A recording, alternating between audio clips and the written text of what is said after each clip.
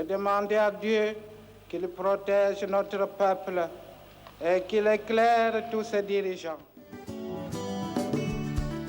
La masse qui nous attend demain, cette masse demande autre chose que le bien de vote aujourd'hui. C'est le pain, c'est le progrès. Il faut que nous puissions construire cette nation. Frantz Fanon ne disait-il pas que l'Afrique a la forme d'un revolver dont la gâchette est placée au Zaïre? Car la libération du Zaïre représente la possibilité pour tous les autres pays d'Afrique de pouvoir enfin se développer. Qu'en dépit de complots visant sa déstabilisation et sa balkanisation, la République démocratique du Congo demeure unie dans ses frontières de 1960.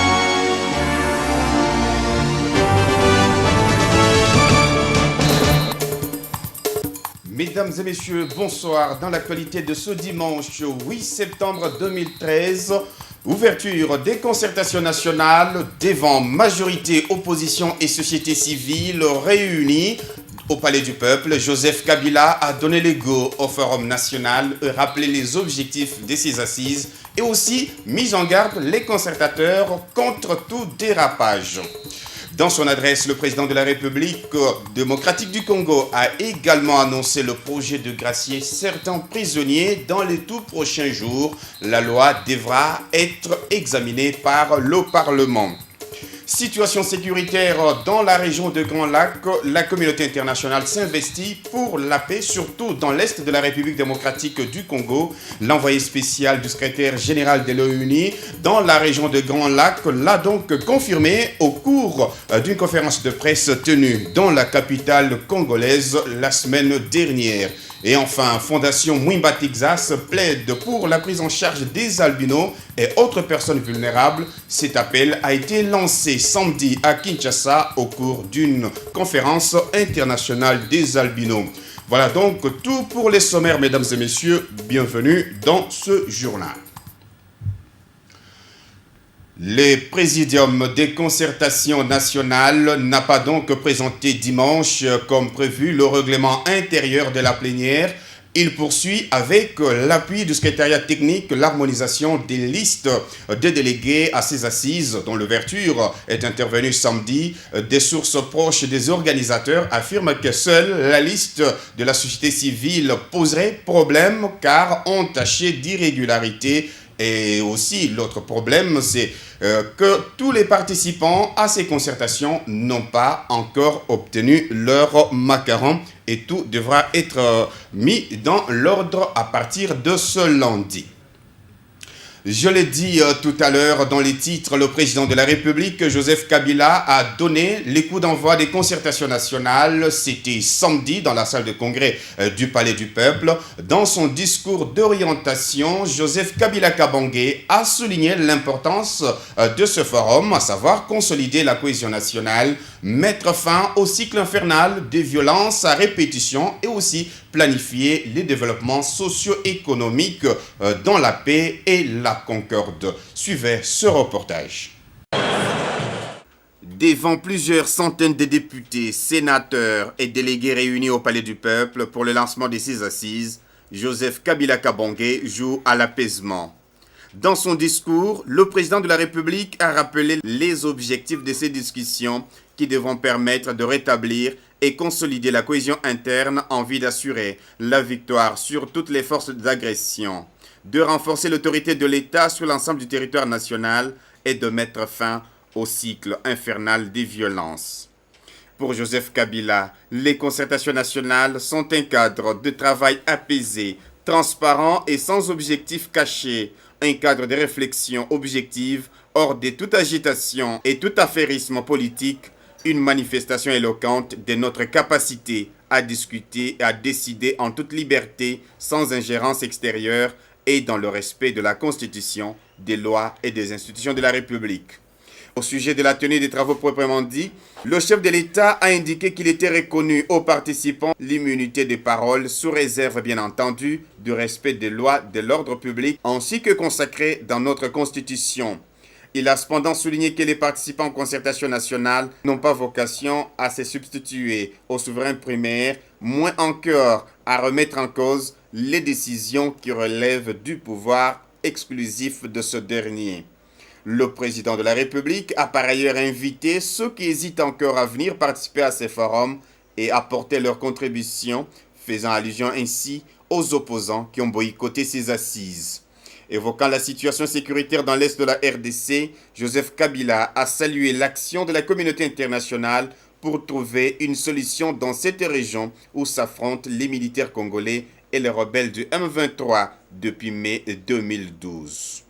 Il a également annoncé, sans préciser le bénéficiaire, qu'une grâce présidentielle est en étude en attendant le vote par le Parlement d'une loi d'amnistie. Le chef de l'État a également fixé l'opinion sur les objectifs majeurs de ces concertations nationales.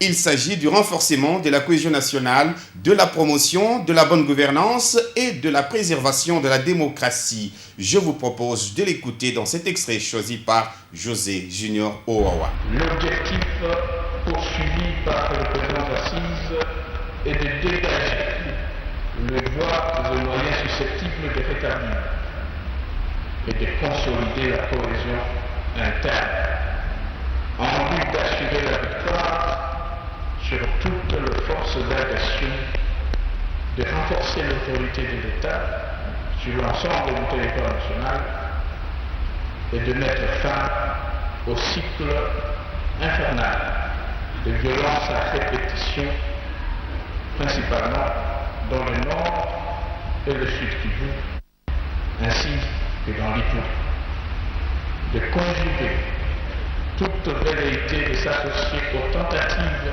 exogènes de déstabilisation du pays et de planifier ensemble son développement socio-économique dans la paix et la concorde.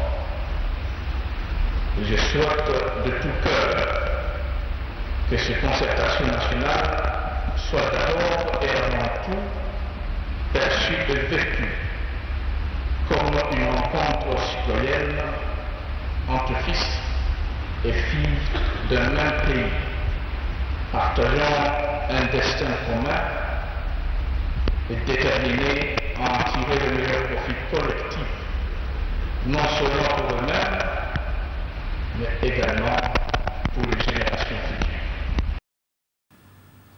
Il faut dire que les prisonniers n'ont pas été mis à l'écart en projet de gracier certains d'entre eux et donc en cours avant le débat sur la loi sur l'amnistie. Mais déjà, quelques prisonniers pourront d'ici là bénéficier d'une mise en liberté conditionnelle. Joseph Kabila l'a dit au cours de son discours devant les corps réunis.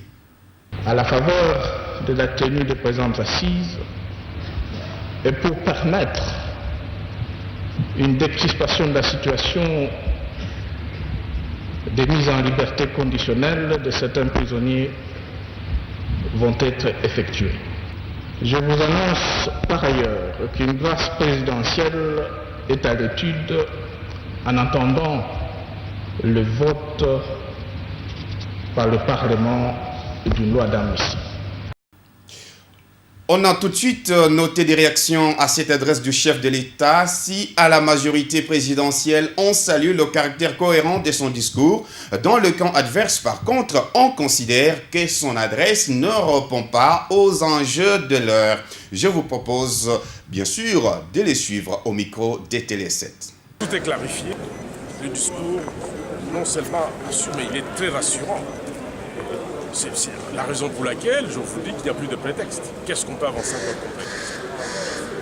conformément à l'article 69 de la Constitution, les garants de la bonne marche des institutions, les garants du respect de la Constitution, est resté dans la norme fondamentale pour rassurer tous ses concitoyens. Le discours d'aujourd'hui était un discours annonciateur des couleurs.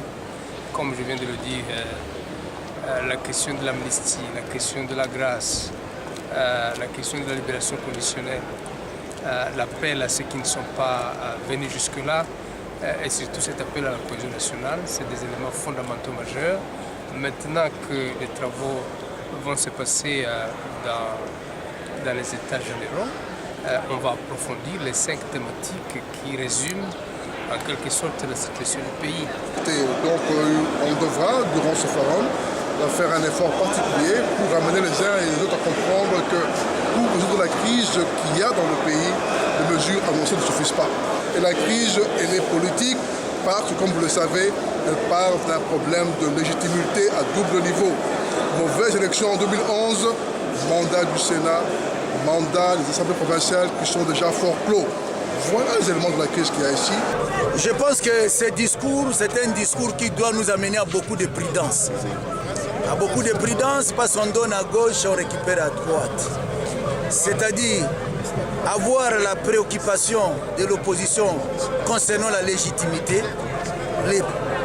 Quand il parle de ça, il dit il ne faut pas revenir à ce que le souverain primaire a dit. C'est-à-dire il ne faut pas parler de l'équation de la légitimité. Mais en même temps, on nous dit vous devez parler avec toute liberté, il y a un problème. S'il faut encore revenir au discours du chef de l'État, le discours d'orientation, Joseph Kabila a invité ceux qui hésitent encore à venir participer à ce forum national et aussi apporter leur contribution. Suivez cet extrait de son adresse. Il était connu aux délégués aux concertations nationales l'immunité de parole sous réserve, bien entendu, du respect des lois, de l'ordre public et de bonnes mœurs, principe consacré par notre Constitution. Et je m'appelle donc à ceux qui hésitent encore à venir participer à cet forum pour y apporter leur contribution.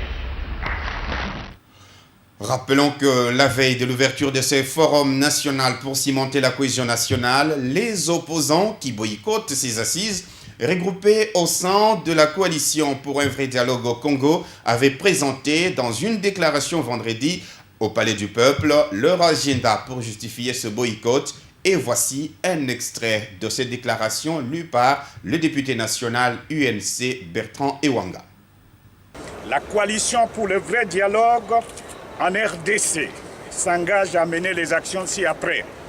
Sensibiliser l'opinion tant nationale qu'internationale. ONU, Union africaine, États-Unis, Union européenne, SADC, CERGEL, sur le bien fondé de non-participation aux dites assises nationales qui s'apparentent plutôt à un congrès de la majorité présidentielle élargi aux sympathisants. Impliquer la communauté internationale pour la tenue effective du vrai dialogue inclusif et conforme aux instruments juridiques sus-évoqués. Éveiller l'attention de la population sur les dangers que constituent les concertations nationales du Palais du Peuple et l'exhorter à soutenir massivement la tenue du vrai dialogue. Sensibiliser la population contre toute tentative de révision de la Constitution de la République démocratique du Congo et surtout à ces articles 220.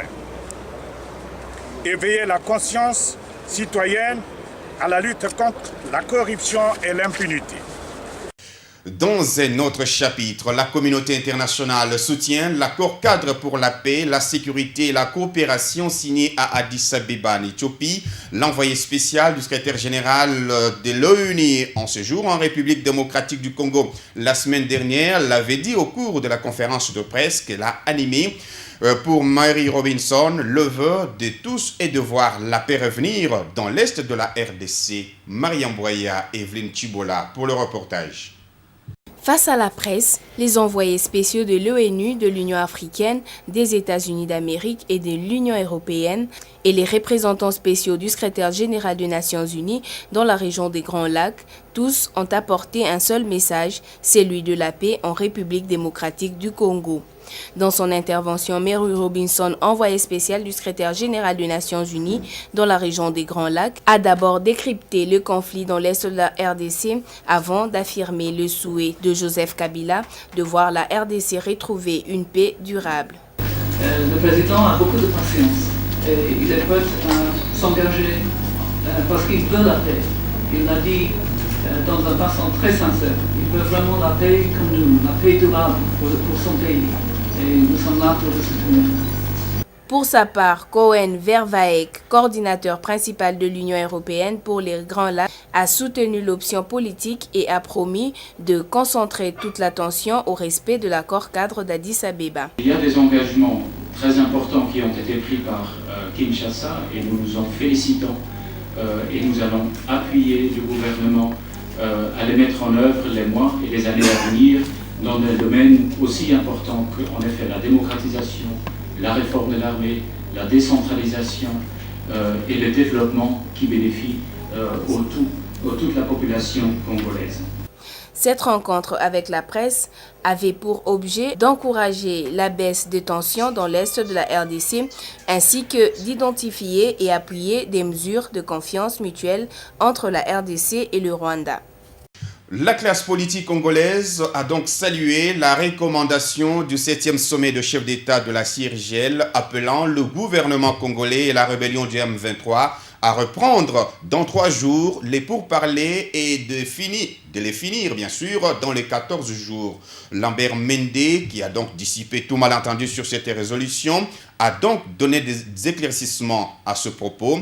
Pour sa part, le député national Grégoire Lousengue du RCD-KML a encouragé la démarche. On les écoute au micro de Paul-Félicien Nangana. Il n'y a jamais eu de la part du gouvernement une décision de ne pas continuer les pourparlers avec le M23. Ce que le gouvernement avait annoncé, c'est que tout avait été dit. Parce qu'il y avait 2 textes de conclusion déposés sur la table du médiateur ougandais, du facilitateur, un texte du gouvernement et un texte du M23. Et le gouvernement a dit attendre que le gouvernement ougandais puisse faire une synthèse entre ces 2 textes à soumettre à l'approbation des 2 parties. Et que nous attendions cela. Maintenant que les chefs d'État ont demandé que les choses soient terminées dans les 14 jours, c'est avec beaucoup de plaisir que le gouvernement congolais recevra le texte de synthèse du ministre ougandais de la Défense, qui est facilitateur dans ces pourparlers, pour pouvoir émettre son avis et arriver dans les 14 jours à une conclusion définitive qui a l'avantage de nous libérer de ces pertes de temps inutiles pendant que le Rwanda et le M23 continuent à nous attaquer sur terrain. Le gouvernement négocie avec le M23. Au niveau des tables de négociation, le gouvernement congolais considère le M23 comme étant un répondant. Étant donné qu'il a déjà accepté le M23 comme étant un répondant, et la communauté internationale n'est qu'un intermédiaire, un médiateur, on leur demande cette fois-là de se mettre ensemble, d'essayer un peu de concilier le vie pour trouver une solution durable à leur crise, je dis bien, parce que ce n'est pas une crise qui engage toute la République, à la crise qui aujourd'hui est en train de diviser le M23 et le gouvernement de la République, issu de la majorité dont je ne fais pas partie. Parce que vous n'êtes pas sans savoir qu'aujourd'hui, nous voulons un vrai dialogue. Est-ce qu'on peut avoir un vrai dialogue en République démocratique du Congo sans qu'en amont, les M23 qui ont les armes et les gouvernements qui utilisent aussi les armes pour sécuriser la République n'arrivent à trouver une solution durable? Non, moi je pense que si, avant un véritable dialogue congolo-congolais, il y a déjà une solution durable entre les 2 belligérants, ça peut faire avancer les choses au niveau de la République. Nous nous rendons cette fois-ci dans la province orientale. Et là, une bonne nouvelle pour les populations de cette province. Les positions tenues par les miliciens de FRPI dans les territoires d'Irumu, dans le district de l'Ituri, sont désormais sous le contrôle des forces armées de la République démocratique du Congo.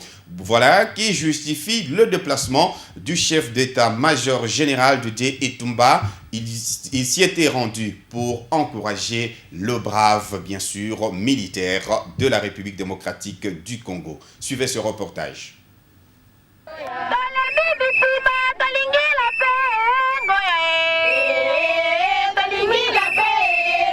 L'aventure a trop duré, mais c'était sans compter avec la détermination des FARDC.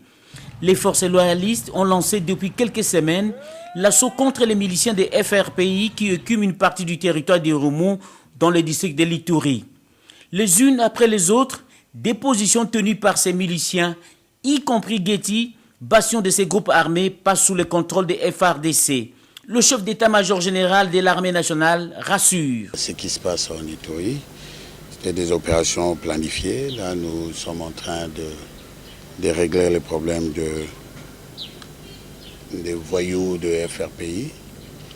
Et je crois que ça se passe plutôt très bien. Et l'assaut final est donné. Ce que nous souhaitons, c'est de mettre la main, d'en finir avec ces messieurs-là. Rajeunir, mieux donner de la veine aux forces combattantes de la République démocratique du Congo, voilà la préoccupation de Joseph Kabila Kabange, commandant suprême des FARDC.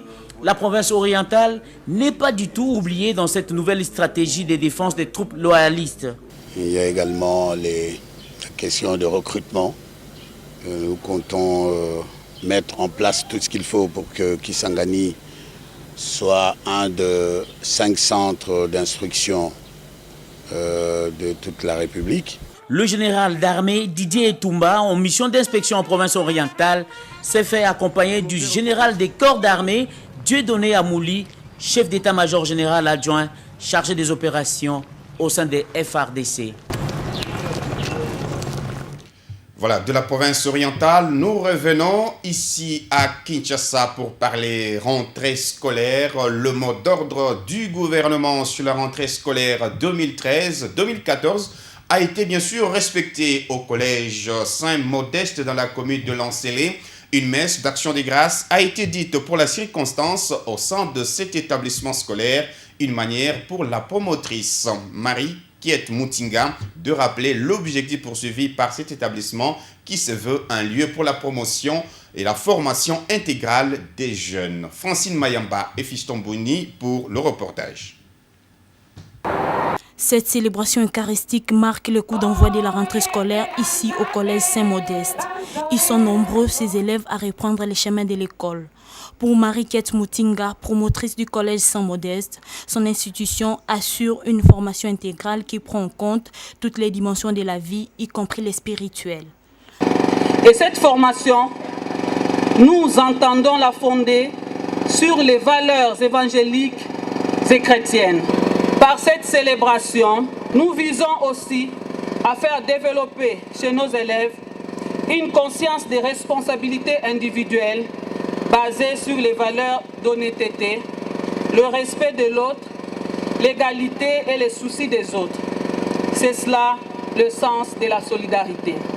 Vu le nombre très élevé d'élèves dans la salle des classes, la directrice de cet alma mater n'a pas hésité d'affirmer l'effectivité de la rentrée scolaire à Saint-Modeste. Nous sommes ici depuis 7 heures du matin. Les élèves sont là et chacun dans sa classe. Les enseignants aussi sont là. Nous pouvons vous confirmer qu'il y a la rentrée effective des élèves aujourd'hui. Il faut dire qu'au collège Saint-Modeste, on ne fait pas des choses à moitié. Les professeurs ont déjà les calendriers de l'année tout tracés. Concernant les cours de français aujourd'hui, et surtout que c'est les premiers jours de la rentrée, on ne peut pas laisser les enfants rentrer comme ça. Il y a un programme, il y a d'abord le plan du cours. J'ai donné au moins les thèmes que nous allons exploiter durant cette année. Déterminés, les élèves se disent prêts à affronter cette nouvelle année scolaire. Je me sens vraiment prêt à aborder le cours. Oui, je suis prête. Le professeur a juste prévu le plan du cours. Commencée en prière, la cérémonie d'ouverture s'achève aussi en prière. De l'éducation à la santé, il n'y a qu'un pas. Il faut noter que les négociations entre le syndicat national des médecins et le gouvernement se poursuivent normalement. Les blouses blanches en grève depuis maintenant 6 jours décident de lever leur mot de grève coca où leur cahier de charges soumis au gouvernement trouve des solutions positives. Au cours des échanges mercredi dernier avec le ministre de la fonction publique, ils ont opté pour un service minimum dans tous les hôpitaux publics, nous dit José Junior Owawa. Après plus de 8 heures de discussion entre les deux parties, le SINAMED a décidé de reporter sa menace et d'observer un arrêt total de travail dans tous les hôpitaux publics de la RDC. Dr Mankoy, secrétaire général de ce syndicat, explique les mobiles de cette reculade. Le gouvernement a demandé auprès du syndicat national de médecins de suspendre la grève afin que les négociations se fassent dans la sérénité et dans la confiance mutuelle. Aussi, le bureau exécutif national du syndicat national de médecins demande aux médecins des services publics de l'État de reporter la radicalisation de la grève et de continuer à assurer correctement le service minimum. Aussi, le bureau exécutif demande à tous les bureaux exécutifs provinciaux de se prononcer sur la demande gouvernementale dans les 48 heures afin que les négociations se déroulent cordialement. Pour les ministres de la fonction publique qui représentent le gouvernement dans ces travaux, une commission de travail constituée de 2 sous-commissions devra statuer sur les résultats du travail produits par les experts du ministère du Budget, de la fonction publique et ceux de la santé afin de formuler des recommandations à soumettre au Conseil des ministres pour examen. Aujourd'hui, nous sommes en validation du rapport des sous-commissions créées dans lesquelles SINAMED était dedans, avec la partie gouvernementale, mais SIMECO n'y était pas. Donc il est question aujourd'hui que SIMECO aussi puisse valider le rapport de cette commission où il n'était pas dedans. Donc, après la validation aujourd'hui, et le rapport et les recommandations que nous allons avoir de ces deux syndicats, que le gouvernement va prendre une position par rapport aux recommandations. Il y a des dossiers purement administratifs, avancement en grade, mécanisation des agents engagés il y a quelque temps. C'est des dossiers administratifs. Ils vont suivre la voie administrative. Pour la question des mécanisations, les dossiers seront adressés au ministère du Budget. Ce groupe de travail dispose d'au moins 7 jours pour rendre leurs conclusions qui devront prendre en compte les revendications de médecins. Pour rappel, les blouses blanches demandent au gouvernement l'augmentation de leur salaire et la régularisation de leur statut de travail spécifique. Dans les domaines miniers, le ministère de Mines et les structures publiques du secteur étaient en atelier mardi dernier pour élaborer un plan d'action susceptible de redynamiser le secteur en République démocratique du Congo, rongé par plusieurs maux. Ces assises qui se sont tenues à l'hôtel Vénus étaient organisées par Promine, une structure de la Banque mondiale en collaboration avec le ministère de Mines, nous disent Doudou Ndombe et Baby Malobo. Ces travaux s'inscrivent dans les cadres des activités prévues par le gouvernement pour la réforme du secteur minier. PricewaterhouseCoopers, qui a eu le mérite d'évaluer les activités des structures d'appoint du ministère des Mines, propose la dissolution, voire la fusion de certains de ces services pour un meilleur rendement. Il s'agit pour les experts de ces cabinets d'études de renforcer les capacités des ressources humaines et de mettre en œuvre une stratégie qui devrait assurer la traçabilité des revenus collectés dans les secteurs miniers. Conscient du coût très élevé de ce type de réformes, le ministre des Mines estime pour sa part qu'elles sont nécessaires et doivent avoir lieu. Martin Kabweloulou promet de mettre en pratique les différentes recommandations issues de ces travaux. Le projet d'appui à la bonne gouvernance du secteur minier Promine, avec le financement de l'agence britannique DFID, aura permis aux services spécialisés et le ministère des tutelles de réfléchir sur la réorganisation de l'administration du secteur minier en RDC.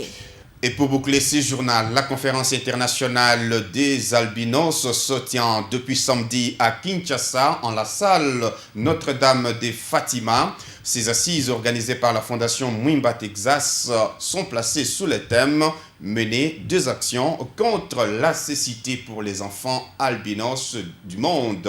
Et ces activités s'inscrivent dans le cadre de la lutte que mène cette fondation contre toute discrimination à l'égard de cette catégorie de personnes, nous disent Thierry Kassongo et Dieu merci Seka. C'est devant le partenaire du secteur de la protection des enfants que cette cérémonie qui regroupe les albinos des 11 provinces de la RDC, de Brazzaville, de Bujumbura, Bruxelles, Afrique du Sud et de l'Asie se déroule. Tous sont déterminés à lutter pour la cause des albinos victimes de plusieurs violations graves dans le monde. C'est une rencontre internationale des albinos et là nous avons réuni tous les albinos qui sont venus de partout et en plus de cette occasion nous avons profité pour distribuer des fournitures scolaires aux enfants albinos et des produits pharmaceutiques pour protéger les albinos parce que vous savez que la maladie qui nous ravage sur le cancer de peau, il faut savoir comment se protéger, sensibiliser sur les albinos pour qu'ils puissent s'accepter et se faire accepter. C'est une satisfaction pour les bénéficiaires qui saluent l'initiative de ces catcheurs congolais. Mwimba, Texas. J'ai un sentiment d'amour parce que je ne m'attendais pas à rencontrer mes frères et mes sœurs albinos. Je suis ravie de voir mes sœurs et mes frères albinos.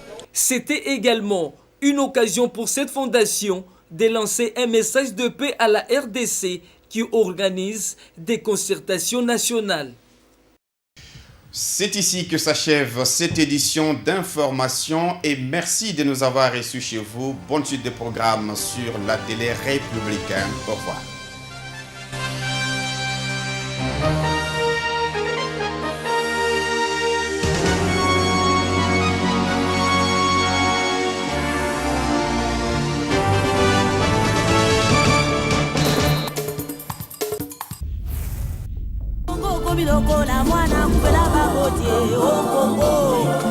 Les complots étaient déjà faits, les plans étaient déjà établis. C'est d'imposer un gouvernement contre la volonté du peuple. La Belgique désire balkaniser ce pays. L'éclatement du Congo, c'est demain. Nous devons marcher à fond, même conclure des accords avec le diable pour refaire l'unité du Congo. Rien à faire. Le Congo restera un et indivisible. Puis de complot visant sa déstabilisation et sa balkanisation. La République démocratique du Congo demeure unie dans ses frontières de 1960.